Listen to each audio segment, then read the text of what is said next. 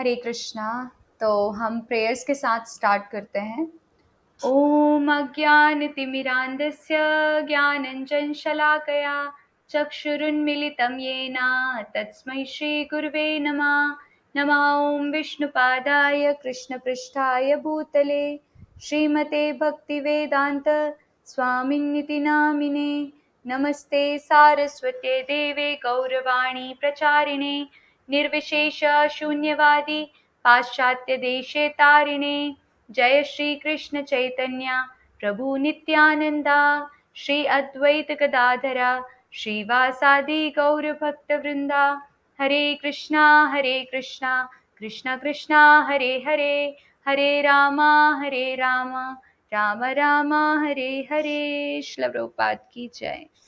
तो आज camera on नहीं हो पा रहा है और हमने कल पढ़ा था 2.30, आज हम पढ़ने वाले हैं 2.31। सो 2.30 की रिकॉर्डिंग हो नहीं पाई है मिस्टेकनली, तो मैं थोड़ा सा ब्रीफ कर देती हूँ उसके लिए। तो एक्चुअली जो कल हमने पढ़ा था उसमें था कि भगवान अर्जुन से कह रहे हैं कि ओ डिसेंडेंट ऑफ भारत, जो बॉडी में रहता है, मतलब जो सोल है वो एटर्नल है और वो कभी भी स्लेन नहीं हो सकता, मतलब कभी भी वो हत्यारा नहीं हो सकता सोल, क्योंकि ना उसको मारा जा सकता है ना वो किसी की हत्या कर सकता है, तो वो कभी भी स्लेन नहीं हो सकता। तो तुम्हें किसी के लिए भी, किसी क्रिएचर के लिए भी ग्रीव करने की बात नहीं है, दुख करने की बात नहीं है। वो इसलिए बता रहे हैं क्योंकि अर्जुन जो है उसको अपने ग्रैंडफादर और टीचर के लिए बहुत ज़्यादा दुख होता है कि ये लोग बैटल फील्ड में, मैं अगर इनको मार दूंगा तो फिर क्या होगा। तो बोलते हैं कि ये लोग नहीं मरेंगे, ये तो हमेशा एटर्नल हैं, ये सोल हैं, सिर्फ इनकी बॉडी मरेगी। और तुम अगर ऐसा छोड़ दोगे तो ये उचित नहीं होगा, क्योंकि तुम धर्म के लिए युद्ध कर रहे हो, तुम क्षत्रिय हो और तुम्हें बॉडीली कॉन्सेप्ट ऑफ लाइफ में आके अपनी ड्यूटी नहीं छोड़नी चाहिए। तुमको स्पिरिचुअलिटी के हिसाब से सोचना चाहिए, तुम्हें समझना चाहिए कि तुम सोल हो और ये लोग भी सोल हैं। तो सोल के पर्सपेक्टिव से देखो तो तुम्हारा एलिवेशन तभी होगा जब तुम अपनी प्रेस्क्राइब ड्यूटीज को फॉलो करोगे, जब तुम अपना क्षत्रिय धर्म निभाओगे, तभी तुम्हारा एलिवेशन हो सकता है। तो फिर उसके बाद आगे बताया था कि वॉयलेंस, जैसे यहाँ पे हालांकि सोल इमॉर्टल है, लेकिन वॉयलेंस को हम कभी एनकरेज नहीं करते हैं कि आप किसी को भी मार दो जाके, अरे हम उसकी बॉडी मार रहे हैं, सोल थोड़ी ना मरेगी। इसका मतलब ये नहीं कि हम उसको नुकसान पहुंचाए, दर्द दे फालतू में, है ना, बिना रिलीजियस प्रिंसिपल के। बल्कि जब भी यहाँ पे वॉर होती है या फिर कभी ऐसी नीड होती है तो इसे वॉयलेंस को डिस्करेज भी नहीं किया जाता। जैसे कि कोई जज किसी मर्डरर को फांसी दे रहा है तो उसको कभी डिस्करेज नहीं किया जाएगा, वो जस्टिफाइड है, क्योंकि अगर वो फांसी नहीं देगा तो ऐसे बहुत सारे मर्डरर्स आ जाएंगे सामने। तो जो भी चीज़ जब भी नीड हो, और नीड कैसे डिसाइड करते हैं हम, जो भी चीज़ भगवान के द्वारा सैंक्शन की गई है, शास्त्रों में सैंक्शन की गई है, that is the actual need. तो उसके हिसाब से ही हमें डिसीजन लेना है कि वॉयलेंस ज़रूरी है वहाँ पे या नहीं है ज़रूरी। कभी भी ऐसे कैप्रिशियसली डिसीजन नहीं लेना है कि जब जो हमारा मन आया तो ठीक है ये नीड है, इसके अकॉर्डिंग आप किसी को भी मार दो। नहीं, आप ऐसे डिसीजन नहीं ले सकते। हमें जो भी डिसीजन लेना चाहिए एक्चुअली वो शास्त्र सम्मत डिसीजन ही लेना चाहिए, तभी वो उचित होते हैं, जो भगवान ने खुद बताया है। तो ये हमने कल पढ़ा था, बेसिकली ये इसका ब्रीफ दिया है मैंने। अब आज आगे पढ़ेंगे हम 2.31। तो स्टार्ट करते हैं।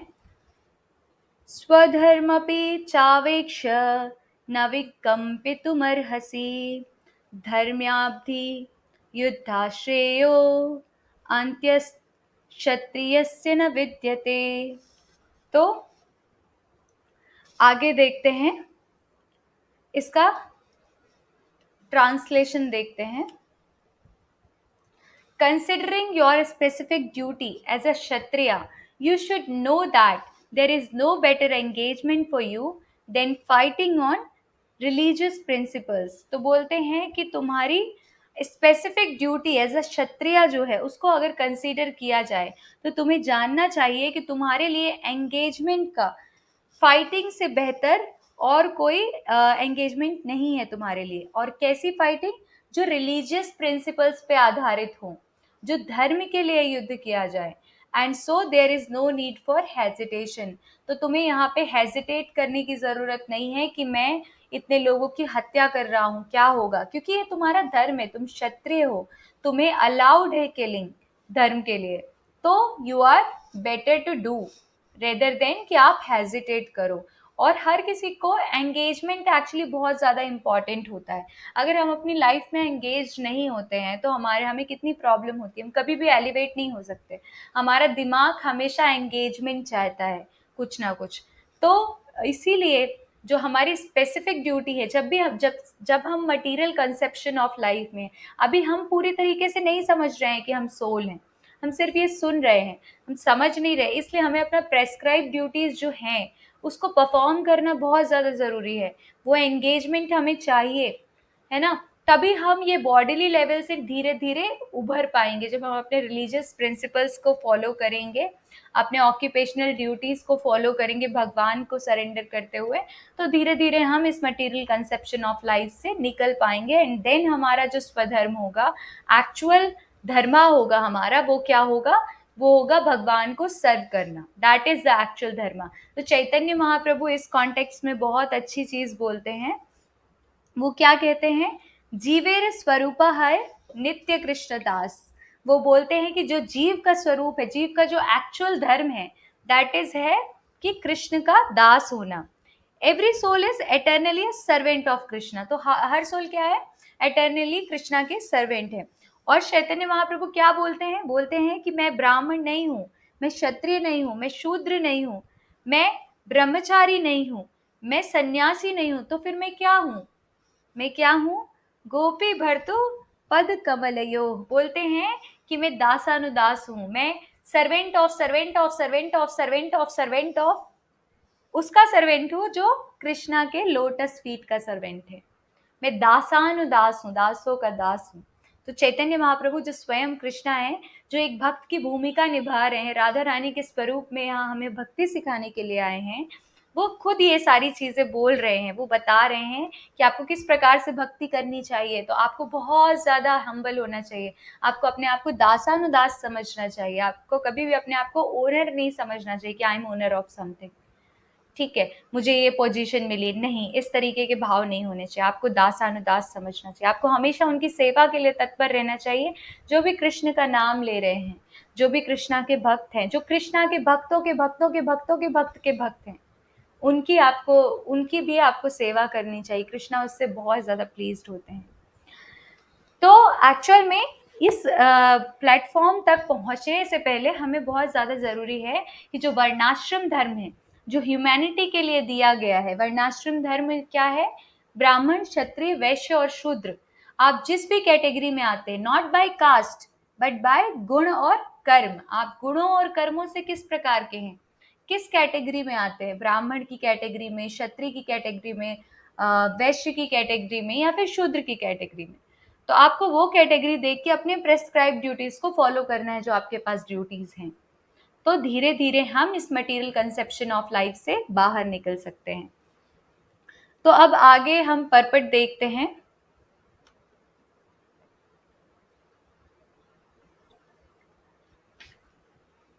आप स्टार्ट करते हैं। जगत गुरु श्रील प्रभुपाद की जय। Purport by Srila Prabhupada. Out of the 4 orders of social administration, social administration जो अभी बताया वर्णाश्रम धर्म, उसके 4 ऑर्डर्स होते हैं। The second order for the matter of good administration. तो उसमें सेकेंड ऑर्डर क्या है? सेकेंड ऑर्डर है गुड एडमिनिस्ट्रेशन चले सब जगह, वो है सेकेंड ऑर्डर। और वो कौन निभाता है? वो है kshatriya, is called kshatriya. So basically जो ब्राह्मण है, ब्राह्मण सबको टीच करने का काम करता है, पूरी ह्यूमैनिटी को क्या पाथ सही है, किस तरह से वो सेल्फ रियलाइजेशन की तरफ एलिवेट होंगे, ये सारी चीजें प्रीच करने का, सिखाने का कार्य करता है ब्राह्मण। ब्राह्मण क्षत्रिय को भी गाइड करता है कि आप अपना एडमिनिस्ट्रेशन किस तरीके से चलाओ। तो ब्राह्मण सबसे पहले होता है, एंड देन उसके बाद क्षत्रिय। क्षत्रिय पूरे एडमिनिस्ट्रेशन को देखता है, अपनी प्रजा की, अपने जो भी उनकी प्रजा है, उनका राज्य है, उन सब की रक्षा करना, देखना, उनको अच्छे से एडमिनिस्ट्रेशन चलाना, ताकि लोग जो हैं वो भक्ति में आगे मूव करे, वो सेल्फ रियलाइजेशन की ओर मूव करे। अभी जैसा एडमिनिस्ट्रेशन नहीं, जैसे अभी गवर्नमेंट होती है, बड़े बड़े स्लॉटर हाउसेस खोल के रखे हैं और अननेसेसरी किलिंग हो रही है। और फिर उसके बाद मतलब कुछ भी यहाँ पे ऐसा नहीं है कि आपको एलिवेट होना है या फिर आपको भगवान के पास पहुंचना है या आपके ह्यूमन लाइफ का पर्पस क्या है। तो पहले ऐसा नहीं होता था। पहले के जो क्षत्रिय किंग्स होते थे वो ये सारी बातों का ध्यान रखते थे कि पूरे जितने भी लोग हैं सबको, चाहे वो जानवर हो चाहे वो ह्यूमन हो, सबको एलिवेट करना है, एलिवेशन प्रोसेस में सेल्फ रियलाइजेशन की ओर आगे बढ़ाना है। तो इस प्रकार से वो क्षत्रिय की ड्यूटी होती थी। देन वैश्य का दो काम होता था कि पहला वो सबके लिए खेत में अनाज उपजाते थे, है ना, ताकि वो सारे बाकी जो 3 ऑर्डर्स ऑफ लाइफ है सबको वो फूड पहुंचा सके। और दूसरा वो काऊ प्रोटेक्शन करते थे, क्योंकि काऊ जो है वो बहुत ज्यादा यूजफुल एनिमल है। बिकॉज हम उसको मदर भी बोलते हैं इसलिए क्योंकि वो हमें मिल्क देती है, और वो मिल्क से हम मिल्क में बहुत ज़्यादा न्यूट्रिएंट्स होते हैं जो हमारी बॉडी को और हमारे ब्रेन टिश्यूज़ को स्ट्रॉन्ग बनाते हैं, ताकि हमें वो सेल्फ रियलाइजेशन में हेल्प कर सके। तो अल्टीमेटली जो पर्पस है वो जन्म मृत्यु से बाहर निकलना है। तो इस प्रोसेस में जो भी आपके लिए सहायक है that is very important and पूजनीय। तो इसलिए काऊ को बहुत ज़्यादा प्रोटेक्शन दिया जाता था और ब्राह्मण को भी प्रोटेक्शन दिया जाता था, क्योंकि वो भी बहुत ज़्यादा सेल्फ रियलाइजेशन में हेल्पफुल होते थे। वो ये एनार्की जो होती है सोसाइटी में उससे बचाते थे।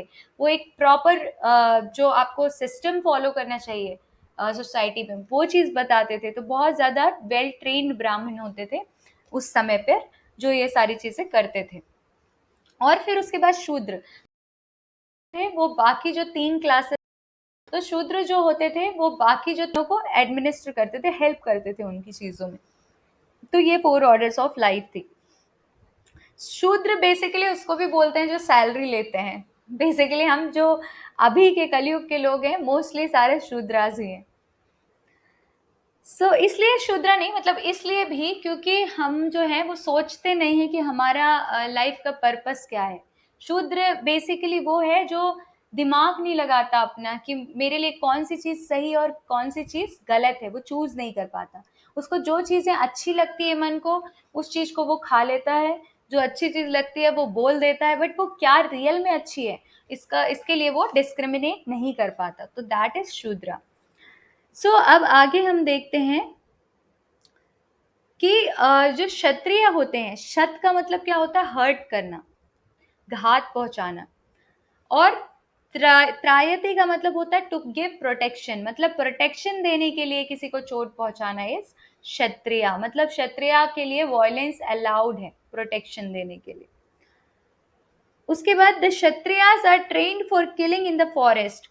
अब जो क्षत्रिय होते थे उनको फॉरेस्ट में वो जाके किल करते थे एनिमल्स को, उसके लिए वो ट्रेनिंग होती थी एक्चुअली उनकी। जैसे अभी मेडिकल साइंस में हमें डॉक्टर्स को क्या करना पड़ता है, लोगों को ट्रीट करना पड़ता है ना, उसके लिए उनको बहुत सारे एक्सपेरिमेंट भी करने पड़ते हैं कई बार, मेढक पे या लोअर स्पीसीज हैं जो लाइफ की, उन पे वो ट्रीट करके देखते हैं उनको, ताकि ये कैसा रिजल्ट होने वाला है बाकी सारे पेशेंट पे, ह्यूमन सोसाइटी पे।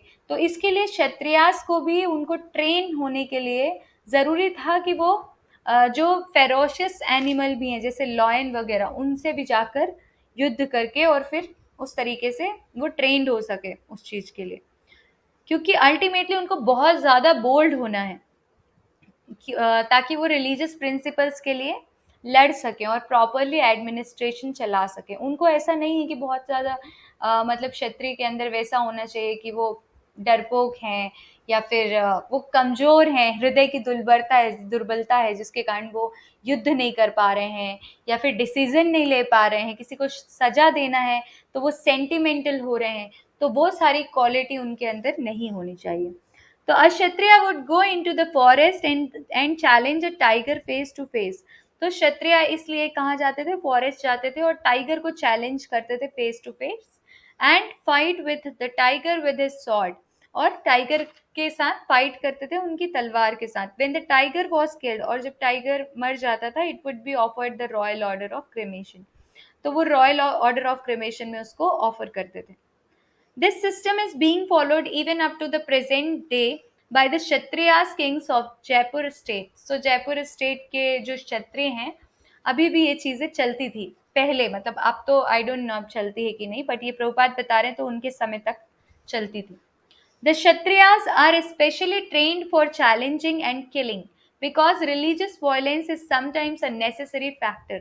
So religious violence कभी कभी बहुत ज़्यादा necessary हो जाता है, इसलिए क्षत्रियों को ट्रेन किया जाता था चैलेंज करने के लिए, लड़ने के लिए, ताकि उनके अंदर मतलब बहादुर बने, वो किसी को भी फेस कर पाए, कितना भी स्ट्रांग एनिमी हो सामने, बट वो धर्म के लिए युद्ध कर पाए. तो इसके लिए उनको चैलेंज करना जरूरी होता था. Therefore, Kshatriyas are never meant for accepting directly the order of sannyasa or renunciation.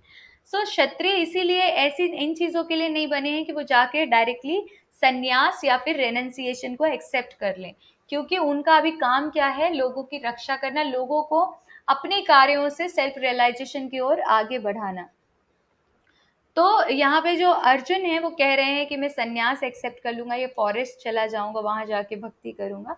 तो that is not allowed, because अभी वो सिचुएशन से भाग के वो सारी चीजें एक्सेप्ट कर रहे हैं. उनको सिचुएशन से भागना नहीं है, बल्कि उनको सिचुएशन को फेस करना है, और उस चीज में भी उनको भगवान को याद करना है और भगवान पे समर्पण करना है. सारी चीज भगवान के लिए युद्ध करना है actually. Non-violence in politics may be a diplomacy, but it is never a factor or principle. So जब भी politics की बात करते हैं तो non-violence जो है वो डिप्लोमेसी हो सकती है कि कोई डिप्लोमेटिक बन रहा है, बट ये फैक्ट नहीं है, ये फैक्टर नहीं है, ये प्रिंसिपल नहीं है कि आपको नॉन वायलेंस ही फॉलो करना है, because sometimes violence is also necessary. In case आपको किसी को पनिशमेंट देना है, कोई बहुत ज़्यादा समाज में अनार्की फैला रहा है, तो उस केस में आपको वायलेंस भी होना ज़रूरी है. तो इसीलिए गवर्नमेंट भी के पास भी वायलेंस के वो है, पुलिस है, आर्मीज हैं, ये सारे वायलेंस के लिए हैं, but they are doing this thing to protect people, right? In the religious law books it is stated. So religious law book में ये दिया है, क्या दिया है, आहवेशु मिथो अन्योन अयम जिगाम संतो महीक्षितः युद्धा युद्धामाना परम शक्त्या स्वर्गम यान्ति अपरान मुखा यज्ञेषु पशावो ब्रह्मान् हन्यते सततं द्विजैः संस्कृताः किला मंत्रैश्च अपि स्वर्गम अवाप्नुवान्. तो आगे देखते हैं. In the battle field, just a second,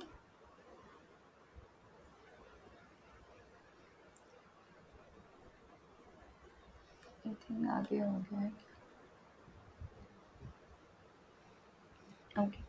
In the battlefield, a king or Kshatriya, while fighting another king envious of him, is eligible for achieving heavenly planets after death, as the Brahmanas also attain the heavenly planets by sacrificing animals in the sacrificial fire. तो क्या बोलते हैं कि battle field में अगर कोई क्षत्रिय या king जब दूसरे किंग से लड़ रहा हो, जो उसकी तरफ एनवियस है और जो अधर्म के खिलाफ खड़ा हुआ है, तो अगर वो उसके उसके साथ लड़ रहा है और वो जीत ना पाए, उसको मार ना पाए, खुद भी मर जाए, तो उस केस में भी उसको हेवन की प्राप्ति होती है. उसकी मृत्यु के बाद उसे स्वर्ग मिलता है, क्योंकि वो अपनी प्रेस्क्राइब ड्यूटीज को करते हुए उसको डेथ मिली है. As the Brahmanas also attain the heavenly planets by sacrificing animals in the sacrificial fire. So जो अभी के ब्राह्मणास के लिए नहीं है, कलयुग में this kind of killing और sacrifice is not allowed. But जो पहले ब्राह्मण होते थे, बहुत ज़्यादा वैसे ब्राह्मण होते थे, बहुत ज़्यादा एक्सपीरियंस्ड ब्राह्मण होते थे और एक्सपर्टीज होती थी उनको. तो ऐसे जो ब्राह्मण थे वो जब सेक्रीफिशियल फायर में एनिमल सेक्रीफाइस करते थे, उस केस में भी क्या होता था, एनिमल को दूसरी लाइफ मिल जाती थी. तुरंत उसको बहुत लॉन्ग जो एलिवेशन प्रोसेस होता है उससे नहीं गुजरना पड़ता था, तुरंत ह्यूमन लाइफ मिल जाती थी. और साथ में जो ब्राह्मण रहते थे उनको भी स्वर्ग की प्राप्ति होती थी, क्योंकि वो उस एनिमल की भी हेल्प कर रहे हैं और खुद भी अपनी प्रेस्क्राइब ड्यूटीज को परफॉर्म कर रहे हैं.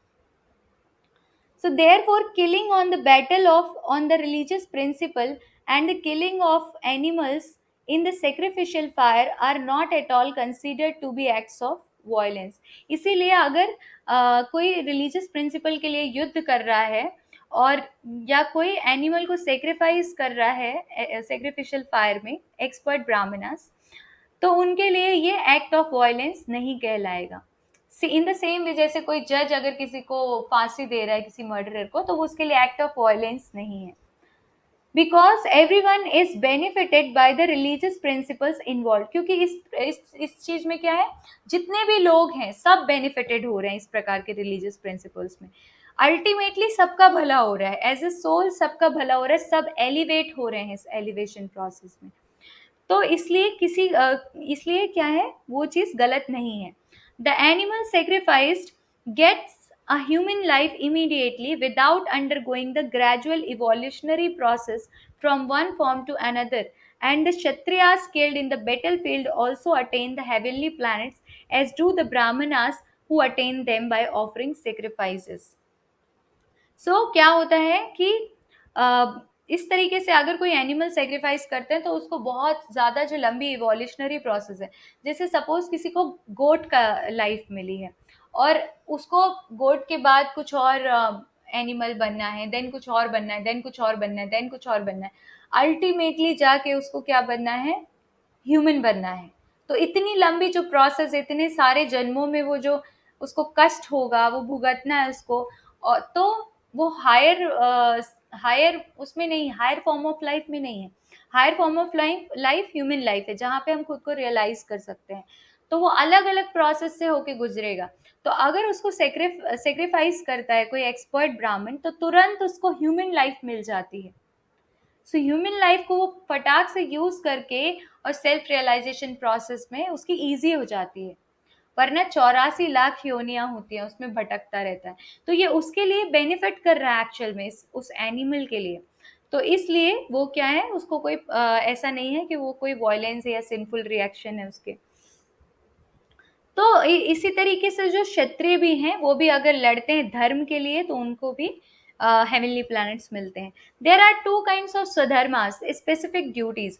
यहाँ पे दो प्रकार के स्वधर्म होते हैं। स्वधर्म मतलब क्या होता है, सबकी एक specific duties.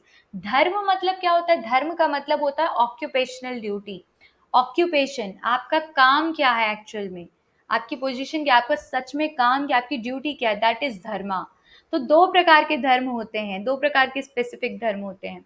As long as one is not liberated, जब तक कोई भी व्यक्ति लिबरेट ना हो, मुक्त ना हो, one has to perform the duties of that particular body. तो उस समय पे उसको अपनी बॉडी की ड्यूटीज को निभानी पड़ती है। जैसे मैंने बताया, ब्राह्मण, क्षत्रिय, वैश्य या शूद्र, किस टाइप का उसका गुण है, किस टाइप के उसके कर्म है, उसके अकॉर्डिंग उसको बॉडी की जो ड्यूटीज है निभानी पड़ेगी, जब तक वो लिबरेट नहीं हो रहा है, जब तक वो मुक्त नहीं हो रहा है इस बॉडली कंसेप्शन ऑफ लाइफ से, तो तब तक उसे निभानी पड़ेगी in accordance with religious principles in order to achieve liberation. तो उसको रिलीजियस प्रिंसिपल्स के साथ चलना पड़ेगा ताकि वो लिबरेशन अचीव कर पाए एक समय पे आके। किससे liberation, material conception of life से, इस चीज से कि हम बॉडी हैं, हम सोल के बारे में नहीं जानते, हम बॉडी हैं, हमें बॉडीली अटैचमेंट है ना। तो ये इस चीज को जानना और रियलाइज करना दोनों अलग चीज है। तो जब एक पर्टिकुलर व्यक्ति पूरी तरीके से रियलाइज्ड हो जाता है कि we are not this body, we are soul, और वो हमेशा उसी पर्सपेक्टिव में सोचता है, बॉडीली सुख दुख उसको प्रभावित नहीं करते हैं, तो आपको एक जैसा देखता है उसमें जो उसका धर्म होता है वो क्या होता है, then when one is liberated, one svadharma specific duty becomes spiritual. तो उस समय उनकी जो स्पेसिफिक ड्यूटी होती है वो स्पिरिचुअल हो जाती है। जब तक बॉडली कंसेप्शन ऑफ लाइफ में है तब तक हमारी ड्यूटीज मटीरियल हैं, जो हमारी जो भी ब्राह्मण, क्षत्रिय, वैश्य, शूद्र वाली क्वालिटी है। जब आप लिबरेट हो जाते हैं मटीरियल कंसेप्शन ऑफ लाइफ से, बॉडली कंसेप्शन से आप जब लिबरेट हो जाते हैं, तो उसके बाद आपकी ड्यूटी क्या हो जाती है, आपका धर्म क्या हो जाता है, स्पिरिचुअल हो जाता है। देन आपको स्पिरिचुअल धर्म फॉलो करना है। जैसे मैंने बताया कि चैतन्य महाप्रभु कहते हैं कि मैं ब्रह्मचारी, सन्यास, क्षत्रिय, ब्राह्मण, वैश्य, शूद्र कुछ नहीं हूँ, मैं दासानुदास हूँ, है ना। तो हमें भी जब हम स्पिरिचुअल लाइफ में आते हैं, स्पिरिचुअल अंडरस्टैंडिंग में आते हैं, मटेरियल कॉन्सेप्शन ऑफ लाइफ से निकलते हैं, लिबरेट हो जाते हैं, तो देन हमारी ड्यूटी एक ही बचती है हमारे सामने कि हमारी ड्यूटी स्पिरिचुअल है और हमें अपनी एक्चुअल पोजीशन सोल की पता करनी है, और उसके बाद हमारा जो कार्य है वो क्या है, भगवान को सर्व करना। And is not in the material bodily concept, उस समय मटीरियल बॉडीली कंसेप्ट में नहीं होते। In the bodily conception of life there are specific duties for the brahmanas and kshatriyas respectively. तो जब मटीरियल कंसेप्शन ऑफ लाइफ रहती है तो ब्राह्मण और क्षत्रिय दोनों के लिए ही कुछ स्पेसिफिक ड्यूटीज होती हैं जो निभानी पड़ती है। And such duties are unavoidable, और ये ड्यूटीज कैसी हैं, अनअवॉइडेबल, जिनको अवॉइड नहीं किया जा सकता। Svadharma is ordained by the lord, भगवान के द्वारा ही स्वधर्म जो है दिया गया है, प्रेस्क्राइब ड्यूटीज जो है दी गई हैं। क्या बोलते हैं भगवान, चातुर्वर्ण्यम मया सृष्टम गुण कर्म विभाग सा, बोलते हैं कि जो 4 वर्ण है मेरे ही द्वारा दिए गए हैं। And this will be clarified in the 4th chapter, 4th chapter जब हम पढ़ेंगे तो ये अच्छे से आपको क्लैरिफाई हो जाएगा कि किसका क्या धर्म है, प्रेस्क्राइब ड्यूटीज के बारे में बात करेंगे। On the bodily plane svadharma is called varnashrama dharma, जब हम बॉडीली प्लेन पे होते हैं, बॉडीली धर्म की बात करते हैं, तो स्वधर्म हमारा क्या होता है, वर्णाश्रम धर्म, और means stepping stone for spiritual understanding. तो स्पिरिचुअल अंडरस्टैंडिंग का स्टेपिंग स्टोन मतलब धीरे धीरे ग्रेजुअली आप एडवांस करते हैं सेल्फ रियलाइजेशन की तरफ। वो कैसे एडवांस करेंगे, वर्णाश्रम धर्म से। अपनी जो आपके गुण या कर्म है उसके अकॉर्डिंग जो है आप कार्य करें, धीरे धीरे आप ये उस प्लेटफॉर्म से निकल के आप सेल्फ रियलाइजेशन की ओर बढ़ेंगे आगे। Human civilization begins from the stage of varnashrama dharma. So human civilisation की अगर हम बात करें तो ये वर्णाश्रम धर्म से ही स्टार्ट होती, क्योंकि वर्णाश्रम धर्म आपको एलिवेशन प्रोसेस में बहुत हेल्प करता है, तो इसलिए यहीं से स्टार्ट होता है। और specific duties in terms of the specific modes of nature of the body obtain. So जैसे भी आपकी बॉडी मिली है आपको, उसका जैसा भी नेचर है, मोड ऑफ मटेरियल नेचर आपकी बॉडी का कैसा नेचर है, आपकी बॉडी का किस टाइप की बॉडी है, ब्राह्मण वाली, क्षत्रिय वाली, शूद्र वाली, वैश्य वाली, उस तरीके से आपको अपनी स्पेसिफिक ड्यूटीज को परफॉर्म करना होता है वर्णाश्रम धर्म में। Discharging one's specific duty in any field of action in accordance with varnashram dharma serves to elevate one to a higher status of life। तो कोई भी अगर अपनी स्पेसिफिक ड्यूटीज को डिस्चार्ज करता है फील्ड ऑफ एक्शन में वर्णाश्रम धर्म के अकॉर्डिंग, तो वो एक्चुअल में क्या होता है, एलिवेट हो जाता है हायर स्टेटस ऑफ लाइफ के लिए। मतलब अगर वर्णाश्रम धर्म को कोई प्रॉपरली फॉलो कर रहा है, वो कोई भी स्टेट ऑफ लाइफ में है, चाहे वो ब्राह्मण है, चाहे वो क्षत्रिय है, चाहे वो शूद्र है, चाहे वो वैश्य है, ऐसा नहीं है कि एक ऊंचा है एक नीचा है, सारे ही इंपॉर्टेंट हैं। हमारी बॉडी में हमारे सारे पार्ट हमें जरूरी होते हैं, हमारा हेड भी जरूरी होता है। माइंड को हम बहुत ज्यादा सुपीरियर मानते हैं क्योंकि सारे डिसीजन यही लेता है और सारी चीजों को ऑर्गेनाइज यही करता है हमारे बॉडी पार्ट को। तो माइंड को हम मान सकते हैं कि ये ब्राह्मण है, बिकॉज ये सारे डिसीजन ले रहा है, सारी चीजें ऑर्गेनाइज कर रहा है, तो ही इज सुपीरियर। देन उसके बाद क्षत्रिय हमारे शोल्डर्स या हमारे हाथ, है ना। उसके बाद स्टमक को हम बोल सकते हैं कि वैश्य की तरह काम करता है। देन लोअर पार्ट है शूद्र। तो हम ऐसा नहीं बोल सकते कि भाई हमको लोअर पार्ट तो नहीं चाहिए, हमको केवल पेट चाहिए, शोल्डर चाहिए और माइंड चाहिए, फिर कैसे काम चलेगा। तो एक्चुअली चारों लोग जो होते हैं, ब्राह्मण, क्षत्रिय, वैश्य, शूद्र, चारों जो होते हैं वो सोसाइटी के लिए बहुत ज्यादा इंपॉर्टेंट होते हैं, और चारों ही अगर अपने अपने धर्म को अच्छी तरीके से फॉलो करते हैं तो वो नेक्स्ट स्टेज ऑफ लाइफ में, हायर स्टेटस ऑफ लाइफ में एलिवेट हो जाते हैं।